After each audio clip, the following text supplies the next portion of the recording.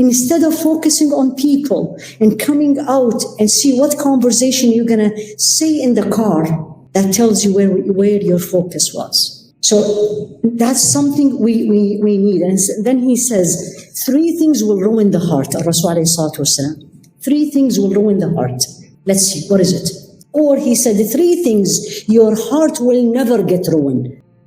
One of the signs, you are and I am mukhlas. You act privately the same way you act in public. Exactly the same. You act in private when you are alone. Exactly the same way you act in public. And especially in the acts of worship. Especially when you say, I am a polite person, because that's what Allah loves. I don't say any words because that's what Allah words. And then let's see when you are in private. When you do things, nobody is seeing you but Him. They say, istiwa al-zahir wal-batin, that it is the same. Ostentation, when you are outside, is better than the inside. The outside is better than the inside. And who knows that? Only Him and you. That's why you can't judge people.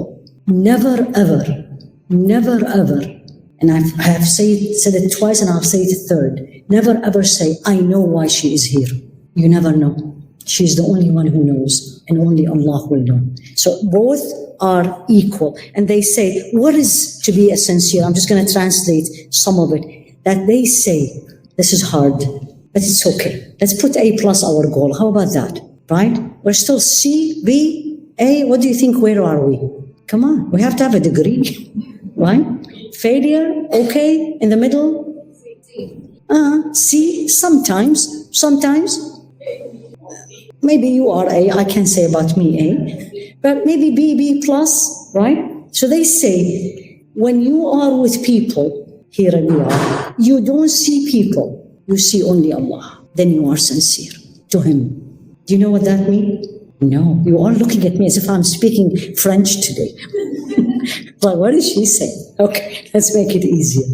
So here I am. I'm looking at all of you. If I am sincere, of course I'm seeing you. Of course you are seeing me. But in me, the main thing I'm looking for, and I'm thinking, and I'm working hard, is what He is saying about Him. He is looking at me. What does He think of me as He is looking at me right now? This is something that doesn't happen once a week, or once a month, or when you attend a class. This is something you need to keep practicing and asking Him to remind you. You don't see people. And when I don't see people, it doesn't matter if they praise me or they did not. Did you get it now? When I don't see you, I see you, I love you, but I am not looking, you are a mean for me to please Him. Allah brought you in my life to please Him, not the other way around. And what usually happens for us is the other way around. The other way around, meaning people become a mean of distraction. Let me read to you this hadith. A man came to Rasul alayhi salatu wasalam. He said, Ya Rasulullah, what do you say about a man who went out for an expedition, right, to look for the reward of Allah and also to be praised? Yani, what is wrong with that? Come on, right? And he said it, and he said, he has nothing. There is no reward. And the man couldn't believe what he's hearing. He said, Ya Rasulullah, he repeated it 3 times. And Rasul alayhi salatu wasalam says, he has nothing, no reward. And then he put this statement. And he said, and I'm going to say it in Arabic and translate, إِنَّ اللَّهَ عَزَّ وَجَلَّ لَا يَقْبَلُ مِنَ الْعَمَلِ إِلَّا مَا كَانَ لَهُ خَالِصًا وَابْتُغِيَ بِهِ وَجْهُ اللَّهِ. Allah will not accept any deed unless you do it for Him only. And you want to please Him. You want to please Him. So at least let's learn this concept. Let's learn when I come to this room, it doesn't matter who's in this room. I don't look around and say, oh, she's here. Oh, I better act better. Oh, she's going to go out and talk about me. Then you're not seeing Allah. You're seeing her. Versus you come in and you see all these people. It's like, mashallah, may Allah reward them. And then you go. You saw them, but you didn't see them. Did you get my point now? Is it clear? So when I get invited, and this is now, alhamdulillah, Allah brought us back to getting together. When I come to a house, the first thing when I come to the house usually is what? All of us. Who's there? Right? Where I'm going to sit. What are they wearing? Right? Do I look good? Honestly, this is us. Right? And young and old, it doesn't matter. I need to gradually, when I come in and I say, Ya Allah, please help me. So I don't see them. So I see you. When I sit is the way you like. When I eat is the way you like. When I speak is the way you like. Did you get what I'm trying to explain now? Instead of focusing on people and coming out and see what conversation you're going to say in the car, that tells you where your focus was. So that's something we need. And then he says, 3 things will ruin the heart. Rasul alayhi salatu wasalam. 3 things will ruin the heart. Let's see, what is it? Or he said, 3 things, your heart will never get ruined. That's even better. That's a positive. He said, 3 things, your heart will stay pure, connected. What is it, Ya Rasulullah? Number 1, you do the things for Allah only. Number 2, you give advice to each other, especially the leaders, which we forgot that concept. It's not my business, why do I want to say it? And number 3, you stay together as a jama'ah, as a group. Don't disperse, don't differ. There is a lot of things we differ, but there is way more things to bring us together. Enough, all of you in this room say La ilaha illallah. All of you, right? I may look different, you may look different, you may be older, I may be younger, it doesn't matter. You speak this way, I speak that way. You may not like the way I speak, maybe I don't like the way you said this, but there is way more things in common. These 3 things, our hearts will stay together. Number 1, you do it for Allah. So you don't get upset with people. Because I know He will never let me down. Who is the only one who will never let me down? It's Allah. Everybody will let me down. Not because they are bad, because of my expectation. I put expectation to people much higher, but He will never let me down. So number 1, learn to do things sincere for Allah subhanahu wa ta'ala.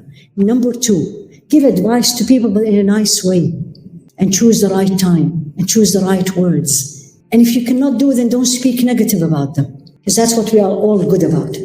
And 3rd is stay together. Stay together. And Rasul alayhi salatu wasalam said the following. Let me give you this example. So there's a man who used to always pray in the first row in the masjid. Always. For 40 years. There is people like that. I actually have seen people like that. Always. And then one day he came a little bit late. So he prayed in the second row. And he said, this is his story, he said, all the time during my salah, I'm saying, what will people say about me? Now I am in the second row. And he said, wow, all these years, you were praying in the first row. So people say you pray in the first row. See how Allah taught him al-ikhlas? I think this example is very clear now for all of you. Now don't despair, honestly. Don't feel bad, because this is natural. Allah created us. Why are we called insan? Do you know? Why we are called insan? No, number one, why we are called insan? The origin of it is min al-uns. We are, as a human beings, we are created to have good feelings when we are with others. We're not created to be alone. And that's why Allah created, when He created Adam, what did He create for her? Hawa. So we are created to be together, to be with people. But where is the problem? When this becomes a mean to take me away from Allah subhanahu wa ta'ala, versus it can be a mean to bring me closer to Allah. So ikhlas is when you do not look at people, you look at Allah. And one of the righteous people, he used to talk to himself. He said, hey my nafs. Like you say to yourself, hey Sarah, hey Haifaa, hey Rula, act with ikhlas and you will be saved. Act with ikhlas and you will be saved. Don't ask what people think of me. This is how I do it. Don't ask what people think of me. Ask what Allah is thinking of you. Then you're not going to start seeing people. You're going to start seeing Allah subhanahu wa ta'ala. Don't say, when I come again to a group, to a masjid, what does people think about the way I dress? You should say, come on, say it. What Allah say about me. Like when you stand in front of the mirror, which we all do, right? And you say, okay, I think I look nice. Maybe not. And then you start asking people, what do you think? How do I look? Ask Allah. You don't hear the answer first time, but He will answer you. Wallahi, you will hear it. And I said, Wallahi, something in you will tell you. And that's why you go and change. Or you go out and you say, Alhamdulillah Rabbil Alameen. Ya nafs, akhlasi